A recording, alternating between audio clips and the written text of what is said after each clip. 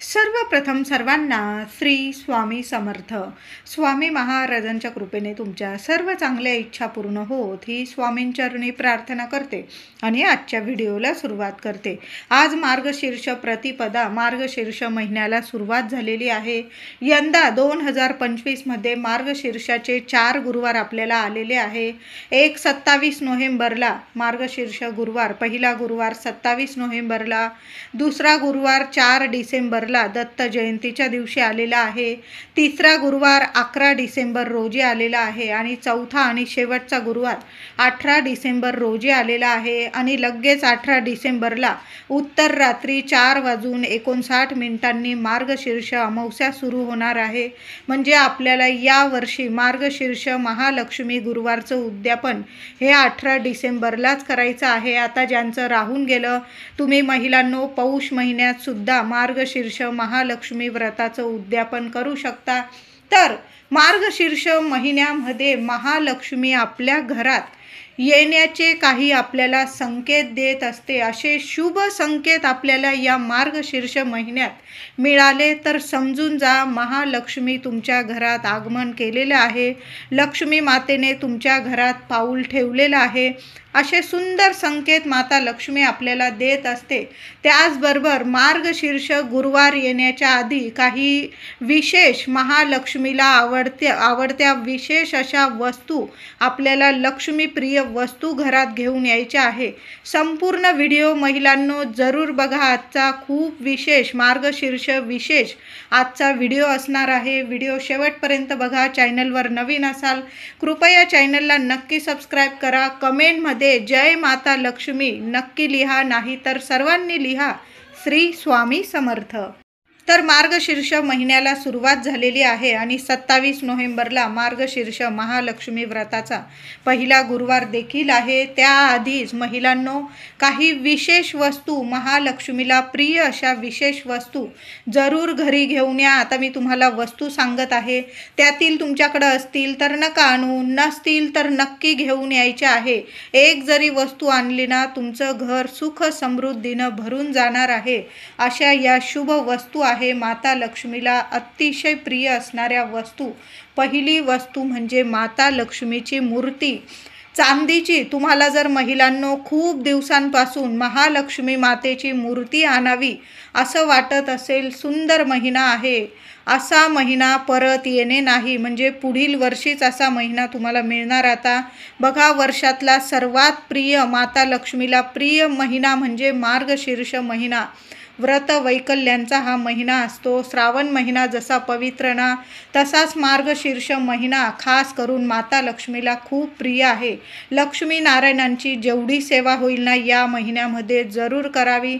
माता लक्ष्मीची मूर्ती महिलांनो, तुम्हाला जेवढी चांदीची मूर्ती जमेल ना, परवडेल ना, तेवढी चांदीची बैठ्या स्वरूपात, शांत बैठ्या स्वरूपात कमळात बसलेली माता लक्ष्मीची मूर्ती तुम्हाला आणायची आहे. कधी पण उभ्या स्वरूपात माता लक्ष्मीची मूर्ती आणू नये.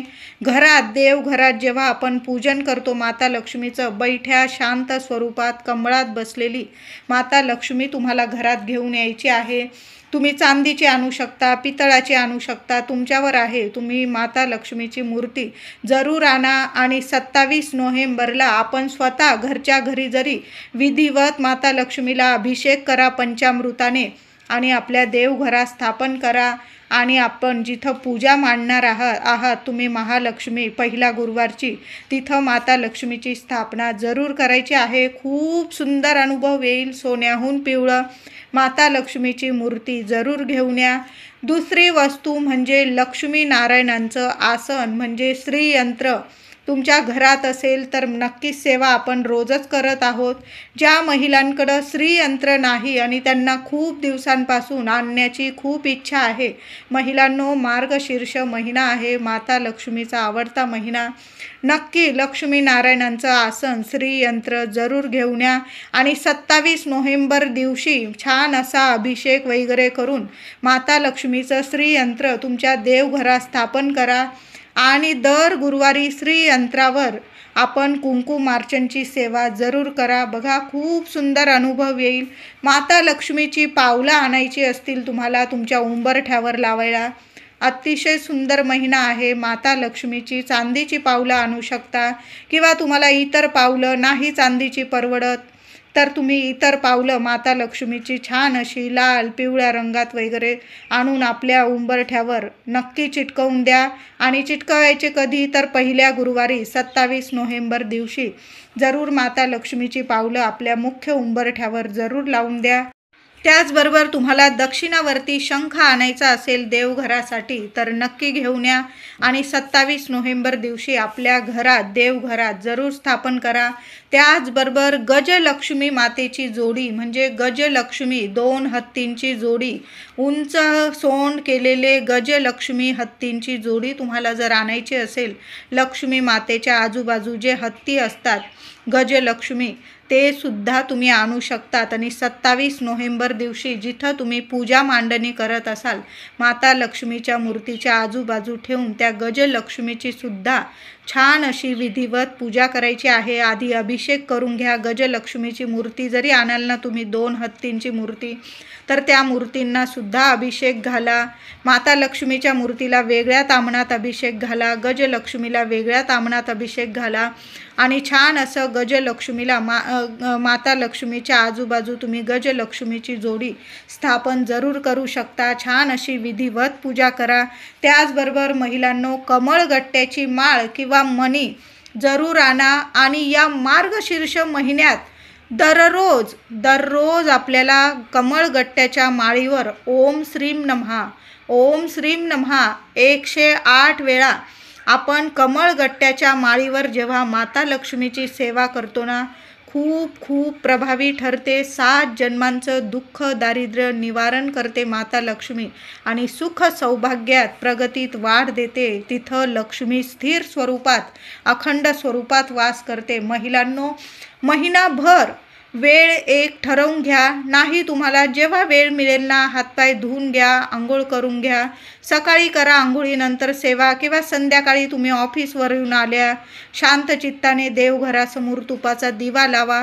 कमळगट्ट्याची माळ मार्गशीर्ष महिन्यातच घेऊन या. असेल तुमच्याकडं तर सेवा रोजच तुम्ही करतच असाल, नसल केलेली तर या मार्गशीर्ष महिन्यात रोज तुपाचा दिवा लावा, अगरबत्ती लावा, माता लक्ष्मी समोर बसा.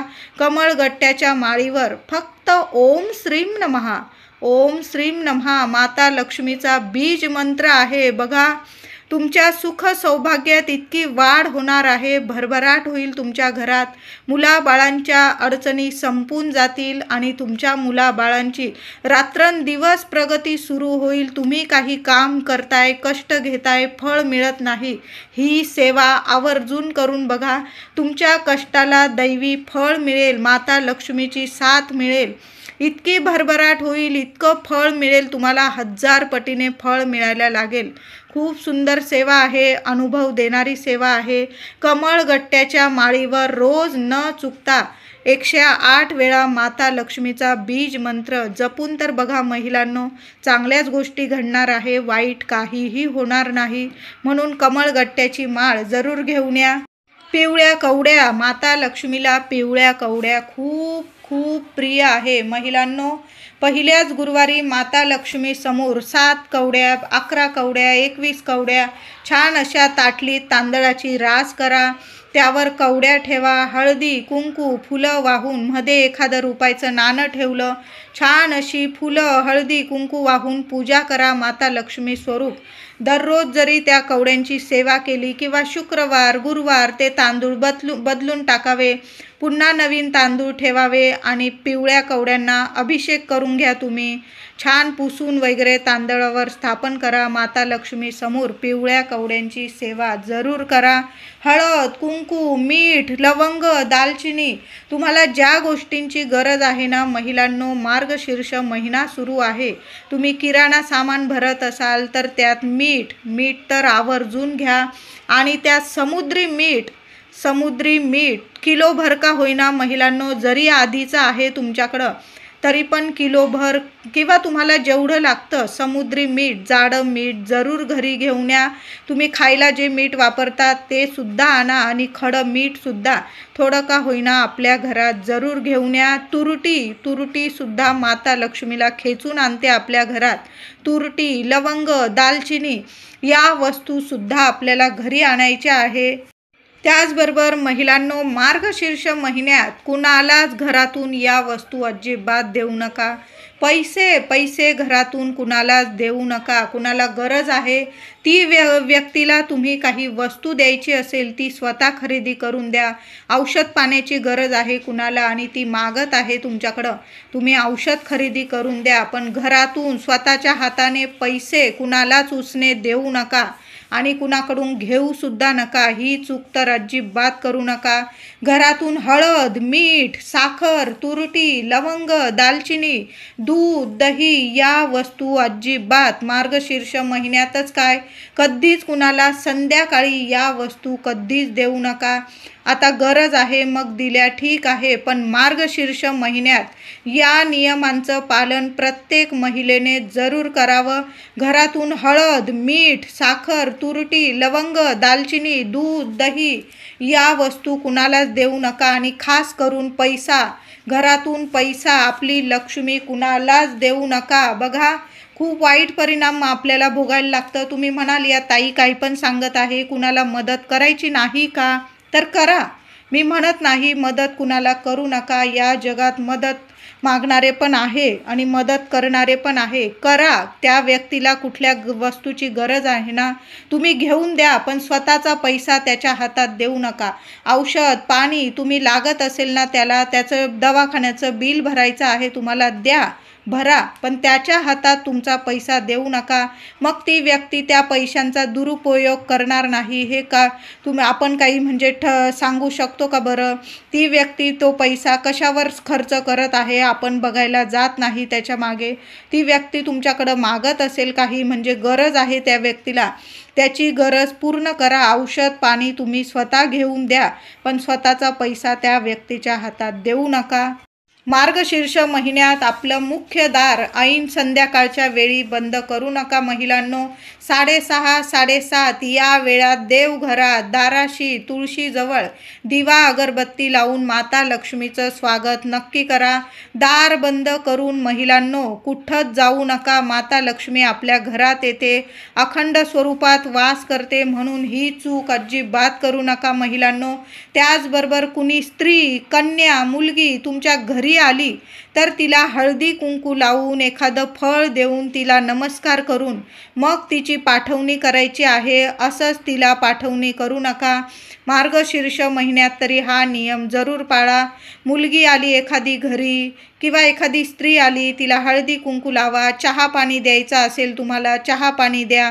नाही द्यायचा, एखादं फळ तिच्या हातात द्या, हळदी कुंकू लावून तिला नमस्कार करा आणि मग तिची पाठवणी करायची आहे. मार्गशीर्ष महिन्यात महिनाभर तुम्हाला एखादी गाय दिसली तर पहिली ताजी चपाती तूप लावा, थोडंसं गूळ लावा आणि ती चपाती स्वतःच्या हाताने खाऊ घालायची आहे. आपण गुरुवारी तर गायीची सेवा करतोच, पण संपूर्ण मार्गशीर्ष महिन्यात जर तुमच्या घराजवळ गाय येत असेल तर तुमचं सौभाग्यच म्हणावं लागेल. गाय बघा, शहरात गाय मिळत नाही.